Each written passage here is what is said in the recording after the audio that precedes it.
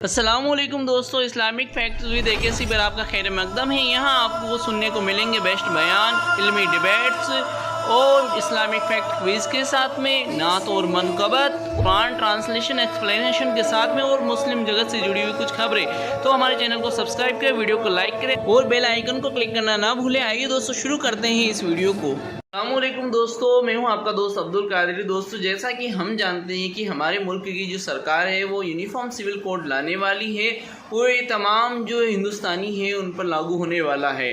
दोस्तों, अभी तक ये जो कोड है वो अभी तक ड्राफ्टिंग की कंडीशन में है और लोगों से इस पर राय मांगी जा रही है। फ़िलहाल इसकी जो ड्राफ्टिंग है वो भी लोगों के सामने नहीं आई है, लेकिन इस पर जो राजनीति जो है वो शुरू हो चुकी है और जो पॉलिटिशियंस हैं वो इस पर अपनी तरफ से बयानात देने लगे हैं और साथ ही साथ में कुछ जो आलिम लोग हैं, जो मौलवी लोग हैं, वो भी इस पर बयानात दे रहे हैं। और साथ ही साथ ये बताया जा रहा है ये जो कोड बनने वाला है ये मुसलमानों के खिलाफ बनने वाला है और मुसलमानों को अभी से इसकी मुखालिफत करना शुरू कर देना चाहिए। तो इसी पर पंजाब की लुधियाना जामा मस्जिद के शाही इमाम साहब ने अपना विज़न रखा है, अपना व्यू रखा है और उन्होंने बताया है कि क्या मुसलमानों को ये जो यूनिफॉर्म सिविल कोड आने वाला है जिसकी अभी तक ड्राफ्टिंग भी सामने नहीं आई है, क्या इसका विरोध करना शुरू कर देना चाहिए। और साथ ही साथ में जो जितने भी उलेमा हैं और जो लीडर्स हैं, पॉलिटिशियन लीडर जो कि मुसलमानों को ये बता रहे हैं कि यूनिफॉर्म सिविल कोड हमारे खिलाफ होने वाला है, उनको लेकर भी उन्होंने क्या बात कही है ये दोनों हम इस वीडियो के अंदर जानेंगे और जानेंगे कि शाही इमाम साहब का क्या विज़न है, इस पर क्या व्यू है उनका। तो आइए दोस्तों शुरू करते हैं इस वीडियो को। कि मेरी इस गुफ्तगू से मुल्क में कई ऐसे लोग हों जिनको तकलीफ महसूस हो, लेकिन गुज़िश्ता 10-15 दिनों से सोशल मीडिया पर, अखबारों में आप हज़रात ने सुना होगा कि कॉमन सिविल कोड के नाम से अखबार भी भरे पड़े हैं, व्हाट्सएप भी भरा पड़ा है और हमारा नेशनल मीडिया वो भी पूरे ज़ोर शोर से सिविल कोड की जो है वो बात कर रहा है। मुख्तलिफ लोगों ने कहा कि इसके ऊपर गुफ्तगू की जाए, तो गुफ्तगू का इब्तदा जो है उस मैं आपको एक शेर सुनाऊं ताकि आप समझ जाएं कि मैं कहना क्या चाह रहा हूं। कहा है ना किसी ने कि खुदाया ये तेरे सादा दिल बंदे किधर जाएं, खुदाया ये तेरे सादा दिल बंदे किधर जाएं कि सुल्तानी भी अय्यारी है, दुर्वेशी भी अय्यारी। कहते ये सादा मुसलमान जाएं कहां, सियासतदान भी हमसे खेल कर रहे हैं और मौलवी मुल्ला भी हमसे खेल करने पर आ गए, तो ये सादा दिल बंदों का क्या होगा। पिछले 15 दिन से मीडिया ने एक माहौल तैयार कर दिया टीवी पर, व्हाट्सएप के ऊपर कि जी कॉमन सिविल कोड आ रहा है, मुसलमानों की ये हो जाएगा। और बड़े बड़े लोग इसमें, गिनती के चंद मुखलिस लोगों को छोड़कर बड़े बड़े लोग इसमें आ गए मुसलमानों की तरफ से कि ऐसा होने वाला है, वैसा होने वाला है। कोई मुसलमानों को डरा रहा है, कोई मुसलमानों को उकसा रहा है, कोई मुसलमानों को धमका रहा है। अरे अल्लाह के बंदे, करना क्या चाहते हो, क्या बताना चाहते हो कौम को। बात कॉमन सिविल कोड लाने वालों की नहीं कर रहा हूं, बात कॉमन सिविल कोड के जरिए मुसलमानों की सियासत में मुसलमानों को बेवकूफ बनाने वालों की कर रहा हूं। ऐसे ऐसे लोग, अगर कोई परेशानी आ जाए, दुख आ जाए, तकलीफ आ जाए, तो अपनी मीटिंगों में कहते हैं कि हमारा ताल्लुक तो निकाह और तलाक के मसलों तक है। और अब मुसलमानों का नाम लेके कॉमन सिविल कोड के जरिए पूरे मुल्क में एक माहौल बना दिया कि देखो जी मुसलमानों ने तो कहा ये कर देंगे, मुसलमानों ने तो अभी कुछ भी नहीं कहा। ये सिर्फ वही लोग कह रहे हैं जो अलग अलग सियासी पार्टियों की बी टीम बनी हुई है। हैरत की बात है, आपको मैं बताना चाहता हूं, अलग अलग तरह के मैसेज आ रहे हैं, मौलवियों को आ रहे हैं कि जुमे की नमाज में बताओ इस्लाम को खतरा है, इस्लाम को खतरा है या तुम्हारी कुर्सी को खतरा है। फिलहाल जो पिछले 75 साल से मुसलमानों के सौदे करते आए हैं उनको खतरा महसूस हो रहा है कि इस्लाम को खतरा महसूस हो रहा है।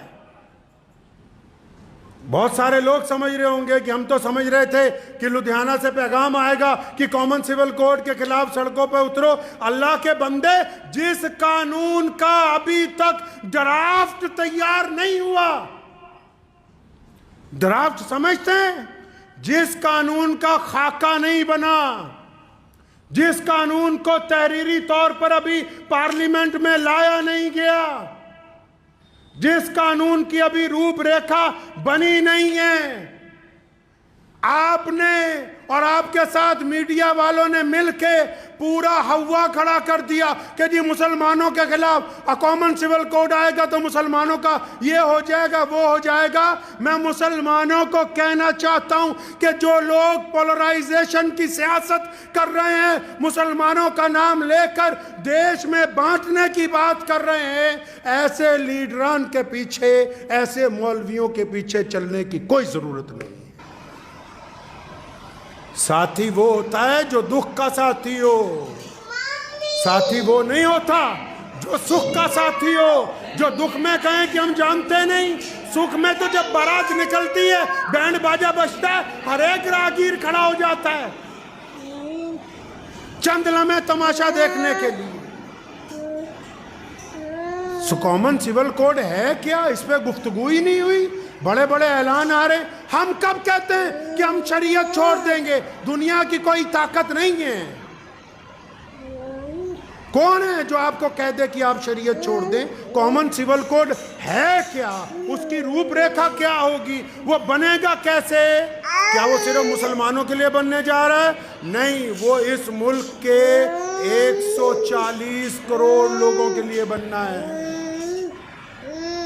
कितने लोगों के लिए बनना है जी? 140। और हम कितने हैं? 18 या 20 करोड़ मुसलमान। ये जो बाकी हमारे भाई हैं, हिंदू भाई हैं, सिख भाई हैं, दलित भाई हैं, जितनी भी कौमें हैं, वो भी कोई राय देंगी या नहीं देंगी? अभी हुकूमत कोई ड्राफ्ट लेके आएगी कि नहीं लेके आएगी?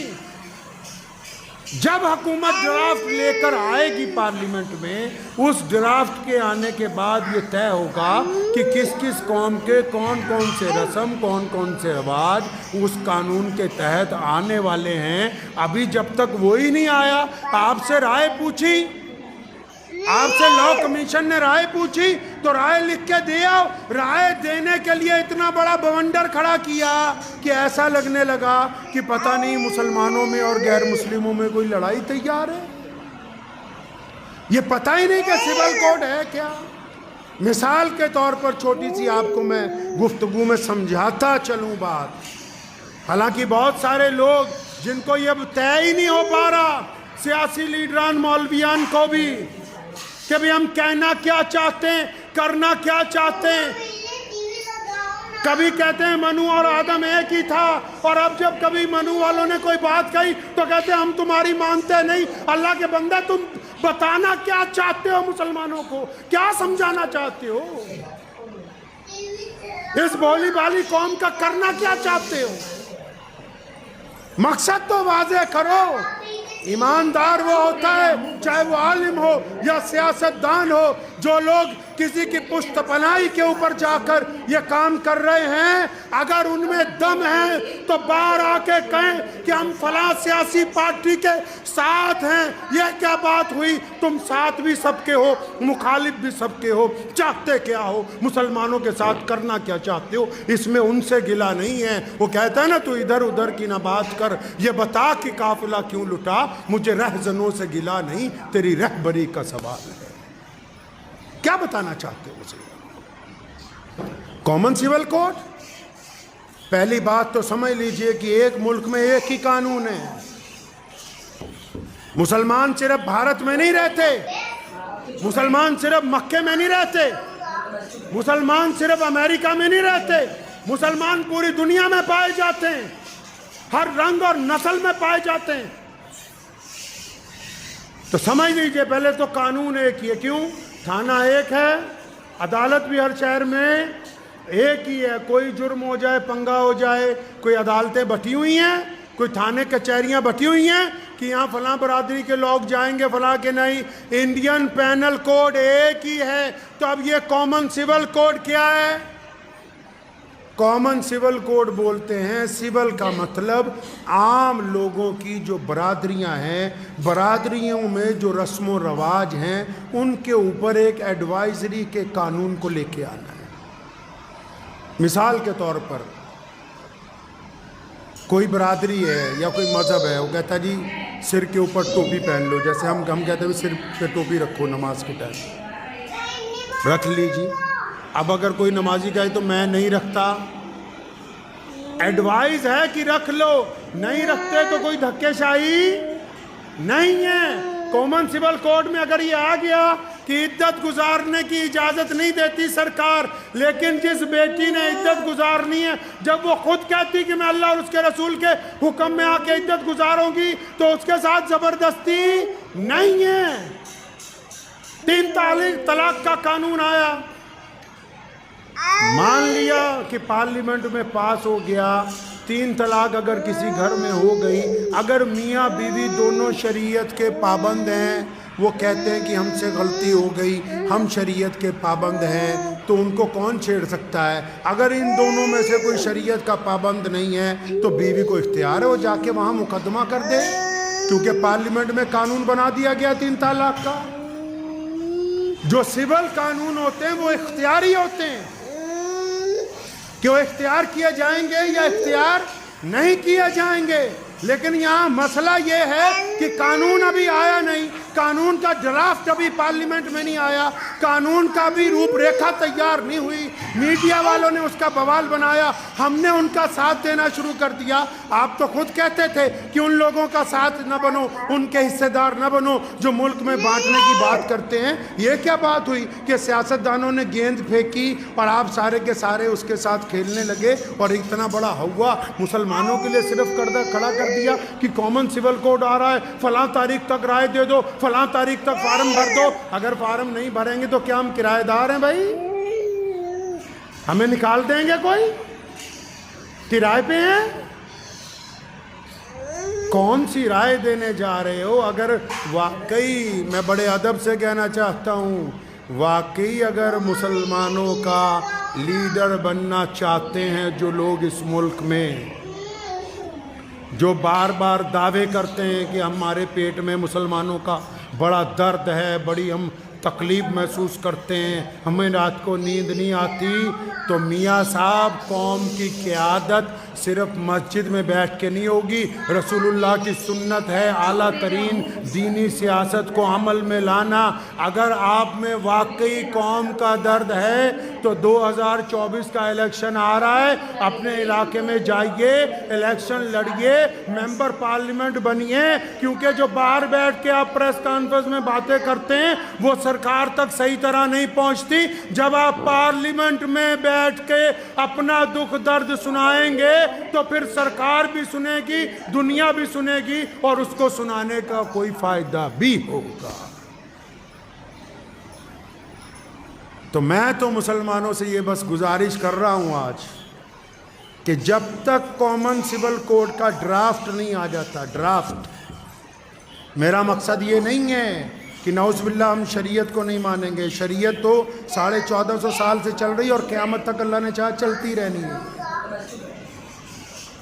जब तक इसका ड्राफ्ट नहीं आता तो आप भी और दूसरी कौमें भी अपनी नाराज़गी का इजहार तो तब करेंगी ना जब ड्राफ्ट आएगा, जब वो बात रखी जाएगी पार्लियामेंट के अंदर। तो मैं मुसलमानों से ये कहना चाह रहा हूँ, जो व्हाट्सएप खेल रहे हैं वो लोग भी, जो सोशल मीडिया पर लगे हुए हैं, जो बांट रहे हैं कौमों को, जो नेशनल मीडिया के अंदर बैठ के हिंदू मुस्लिम खेल रहे हैं, उनको कहना चाहता हूं कि मुसलमानों को इस नापाक सियासत का हिस्सा मत बनाएं। और मुसलमानों को भी कहना चाहता हूं कि आप इस नापाक सियासत का हिस्सा मत बनिए। जब ड्राफ्ट आएगा, ड्राफ्ट में अगर कोई ऐसी बात जो आपको लगे कि वो शरीयत के खिलाफ है, तो फिर इस मुल्क के कानून ने आपको हक दिया है कि आप अपना एतराज़ दर्ज करवाइए, आप अपनी बात रखिए। ड्राफ्ट आने से पहले किसी भी ऐसी सियासी मुहिम का हिस्सा बनने की बिल्कुल कोशिश ना कीजिए। दुआ कीजिए कि अल्लाह ताला मुझे भी और आप सबको भी इस पे अमल की तौफीक अता फरमाए। व आखिर दावाना अनिल हम्दुलिल्लाहि रब्बिल आलमीन। दोस्तों, जैसा कि हमने शाही इमाम साहब को सुना, इससे आपके दिमाग में भी ये बात क्लियर हो गई होगी और आप भी समझ चुके होंगे। ऐसे कोई भी मुद्दा जो कि हमारे सामने आता है, जो कि गवर्नमेंट कोई भी कानून बनाती है, जब तक कि उसकी ड्राफ्टिंग हमारे सामने ना आ जाए, वो कानून बन करके सामने ना आ जाए, उसके मुखालिफत में उतरना और उसके विरोध के चक्कर में खुद जेलों में जाकर के सड़ना एक निहायत ही बेवकूफ़ी वाला काम है। तो हम जैसे जितने भी मुसलमान हैं या जितने भी लोग हैं, उनको चाहिए कि जब तक यूसीसी का ड्राफ्ट है वो सामने नहीं आ जाता और उसमें ऐसी कोई बात नहीं आती जो सिर्फ मुसलमानों के खिलाफ है, तब तक हमें बेवजह परेशान होने की और ख़ुद को मुसीबत में डालने की कोई भी ज़रूरत नहीं है। ना ऐसे लोगों की बातों में आने की ज़रूरत है जो कि हमें ऐसी मुसीबत में डालने की कोशिश करे, जो कि हमें शाही इमाम साहब की बातों से भी क्लियर हो गया है कि हमें ऐसे लोगों की बातों से बचना चाहिए और हमें खुद दिमाग लगाना चाहिए क्या ऐसी चीज़ों पर, ऐसी बातों पर हमें हमारी तरफ से कोई रिएक्ट करने की ज़रूरत है, यानी कि हमारा इस पर कोई विरोध करने की ज़रूरत है या नहीं है। तो दोस्तों, ये पूरा आपने वीडियो देखा, उम्मीद है आपको इस वीडियो से पूरी बात समझ में आ गई होगी। हम आपसे मिलेंगे अगले वीडियो के साथ में। अस्सलाम वालेकुम।